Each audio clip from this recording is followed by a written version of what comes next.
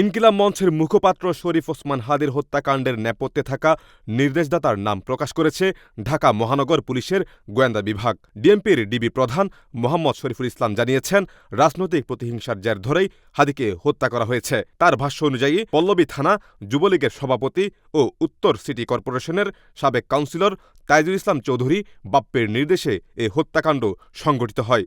মঙ্গলবার মিন্টো রোডের মিডিয়া সেন্টারে আয়োজিত সংবাদ সম্মেলনে তিনি বলেন, নিষিদ্ধ ঘোষিত আওয়ামী লীগ বিরোধী অবস্থান নেওয়ায় হাদির জন্য কাল হয়ে দাঁড়ায়।